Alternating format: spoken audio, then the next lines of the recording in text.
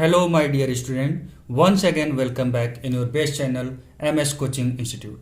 Friends, आज मैं आपको ओम्स लॉ का बेसिक कॉन्सेप्ट बताऊंगा और इसके बेस पर एक ऐसा न्यूमेरिकल सॉल्व करवाऊंगा जो हर साल बोर्ड में जरूर पूछता है, किसी न किसी एंगल से घुमा फिरा करके क्वेश्चन को पूछा जाता है और वो भी लॉन्ग क्वेश्चन बेसिस पर उस न्यूमेरिकल को दिया जाता है। तो दोस्तों, आप मेरे इस वीडियो को देखिए, थोड़ा सा समय आपका लूंगा, लेकिन कहीं ना कहीं आपका 3 नंबर पक्का कर दूंगा, ये मैं आपको गारंटी देता हूं। तो आइए शुरू करते हैं। सबसे पहले ओम्स लॉ देखा जाए तो पहला चीज कि ये ओम्स जो नाम पड़ा है, ये एक जर्मन फिजिस्ट थे जिनका नाम था जॉर्ज साइमन ओम। इन्होंने लॉ दिया था और वो लॉ दिया था 1827 में। तो पहला चीज ये ओम्स लॉ जो पड़ा है, ये इन्हीं के नाम पर पड़ा हुआ है, ओम्स लॉ। और इन्होंने क्या फॉर्मूला दिया था? इन्होंने रिलेशनशिप बताया था कि करंट, जिसको हम आई से रिप्रेजेंट करते हैं, पोटेंशियल डिफरेंस जिसे हम वी से रिप्रेजेंट करते हैं, इन दोनों के बीच में क्या रिलेशनशिप होता है, इसको इन्होंने अपने एक फॉर्मूले से रिप्रेजेंट किया था। तो आइए देखते हैं पहला चीज इन्होंने अपने लॉ में क्या बताया है। इनका लॉ बोलता है अकॉर्डिंग टू दिस लॉ, मतलब according to the Ohm's law, the electric current flowing through a conductor is directly proportional to the potential difference applied across to its end। मतलब जब हम किसी भी कंडक्टर में, कंडक्टर का मतलब वायर, याद रखिएगा, किसी भी वायर में जब हम इलेक्ट्रिक करंट पास कराते हैं तो ये डायरेक्टली प्रोपोर्शनल होता है उसके पोटेंशियल डिफरेंस के। और इस चीज में मेन कंडीशन जो रखा गया था कि ये चीज तभी फॉलो होगा जब फिजिकल कंडीशन जैसे टेम्परेचर वगैरह क्या किया जाए अनचेंज, मतलब टेम्परेचर कांस्टेंट रखा जाए। टेम्परेचर बार बार चेंज करेंगे तो ये रिलेशनशिप नहीं आएगा।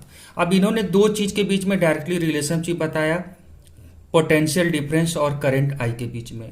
मतलब डायरेक्टली रिलेशनशिप का मतलब क्या होता है, अगर करंट की वैल्यू आप बढ़ा दो तो कहीं ना कहीं पोटेंशियल डिफरेंस की वैल्यू भी क्या हो जाएगी, बढ़ जाएगी। या आप बोलिए पोटेंशियल डिफरेंस की वैल्यू बढ़ाओगे तो करंट की भी वैल्यू क्या होगी, बढ़ जाएगी। ठीक है दोस्तों। और इसका उल्टा भी होगा, अगर करंट की वैल्यू कम होगी तो कहीं ना कहीं पोटेंशियल डिफरेंस की वैल्यू भी कम होगी। मतलब डायरेक्टली प्रोपोर्शनल का मतलब होता है एक की वैल्यू बढ़े तो दूसरे की भी वैल्यू बढ़े, एक की वैल्यू घटे तो दूसरे की वैल्यू घट जाए। लेकिन ये कंडीशंस कब अप्लाई है ओम्स लॉ में? At constant temperature. अब क्या होता है, जहां आप लोगों को ये चीज पता होगा कि जब हम लोग कोई भी मैथमेटिकली चीजों को सॉल्व करते हैं तो उसके लिए इक्वेशंस बनाना पड़ता है और इसके लिए इक्वल टू लगाना पड़ता है। दैट मीन्स कि हमें प्रोपोर्शनलिटी को रिमूव करना होगा।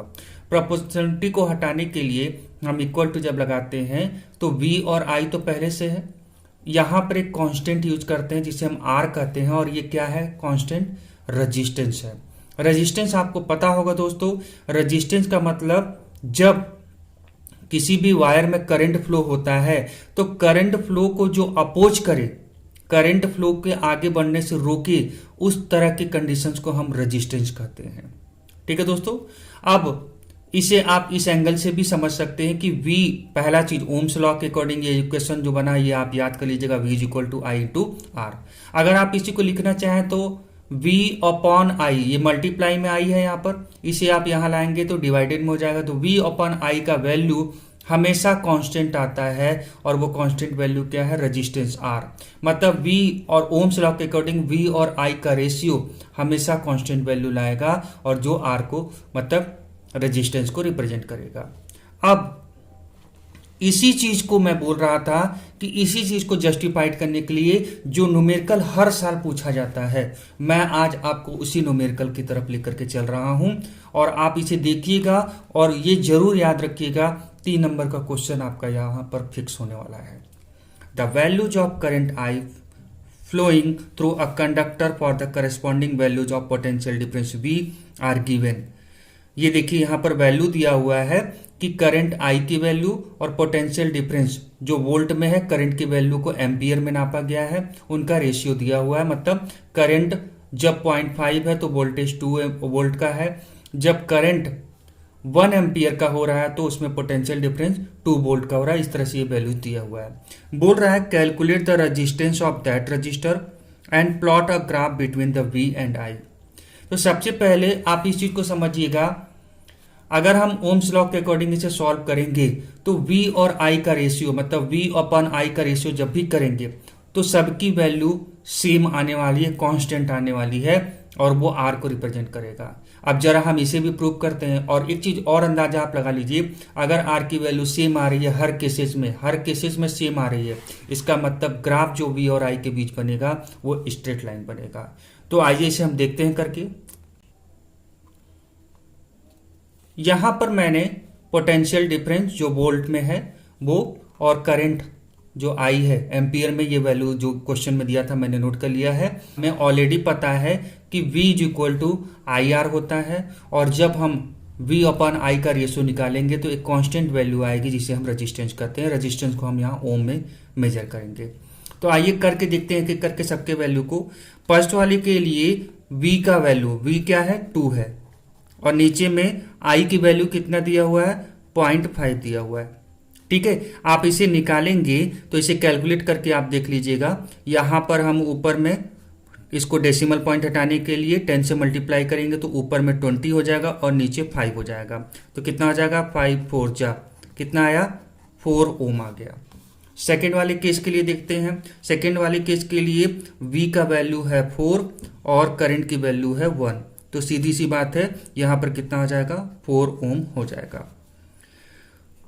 थर्ड केस के लिए देखते हैं। थर्ड केस में पोटेंशियल डिफरेंस की वैल्यू है 8 और करंट की वैल्यू है 2 एम्पियर और 2 4 जा 8 करेंगे, इसका भी आया 4 ओम। इस तरह से हम इसको क्वेश्चन को सॉल्व करेंगे तो ये हमारा पोटेंशियल डिफरेंस दिया है 10 अपॉन करंट की वैल्यू है 2.5। इसे आप सिंप्लीफाई करके देख लीजिएगा। डेसिमल पॉइंट हटाने के लिए ऊपर 10 से और नीचे 10 से मल्टीप्लाई करेंगे तो ऊपर हो जाएगा 100 और नीचे डेसिमल 10 से मल्टीप्लाई करने के बाद ये डेसिमल पॉइंट खत्म हो जाएगा 25 हो जाएगा और 25 4 जा कितना होता है 100 होता है, मतलब ये भी 4 ओम आ गया। और लास्ट में देखिए V की वैल्यू है 12 और करंट की वैल्यू है 3 एम्पियर और इसे भी सिंप्लीफाई करेंगे तो कितना आएगा 4 ओम आ जाएगा। इस तरह से हर केसेस में आप देख रहे हैं कि V और I का जो रेशियो है एक कांस्टेंट वैल्यू आ रही है जो कि रेजिस्टेंस को रिप्रेजेंट कर रहा है और सबकी वैल्यू 4 ओम आ रही है। इस तरह से आपको ये तो क्लियर हो चुका होगा कि इनका ग्राफ हम अगर प्लॉट करें तो ये स्ट्रेट लाइन आने वाला है और ये ओम्स लॉ को फॉलो भी कर रहा है। तो यहां पर मैंने ऑलरेडी कम समय में ज्यादा आपको समझ में आए इसके लिए मैंने ग्राफ बनाया है। मैं ग्राफ बनाना आपको समझा दे रहा हूं कैसे किया हूं। मैंने इस वाले लाइन में ये जो एक्स एक्सिस जिसे बोल रहे हैं यहां पर मैंने करंट की वैल्यू को लिख दिया है, मतलब ये वाला जो हिस्सा है ये I को रिप्रेजेंट करेगा और ये वाला जो हिस्सा है ये किसको रिप्रेजेंट करेगा वोल्टेज मतलब पोटेंशियल डिफरेंस को रिप्रेजेंट करेगा। वोल्ट बोलिए पोटेंशियल डिफरेंस बोलिए एक ही बात है। अब फर्स्ट वाले केस के लिए देखिए करंट की वैल्यू जब 0.5 है तो वोल्टेज कितना है 2 वोल्ट का है। इसका मतलब जब करंट की वैल्यू 0.5 था तो वैल्यूज कितना था पोटेंशियल डिफरेंस 2 वोल्ट का था। तो जस्ट ये जो रेड क्रॉसेस आप दिख रहे हैं ये उसी की रेशियो के हिसाब से बनाया गया कि करंट यहां पर देखिए 0.5 तो पोटेंशियल डिफरेंस ठीक देखिए 2 है। इसी तरह से जब आगे हम लोग बढ़े तो सेकंड केस में देखिए करंट 1 एम्पियर का है तो पोटेंशियल डिफरेंस 4 वोल्ट का है। तो देखिए करंट जब 1 एम्पियर का है तो पोटेंशियल डिफरेंस कितना है 4 वोल्ट का है। देखिए जब करंट कितना है 1 एम्पियर का तो पोटेंशियल डिफरेंस 4 वोल्ट का। ऐसे ही मैंने रेड कलर से डॉट करते हुए हर पोजीशन को इंडिकेट कर दिया है।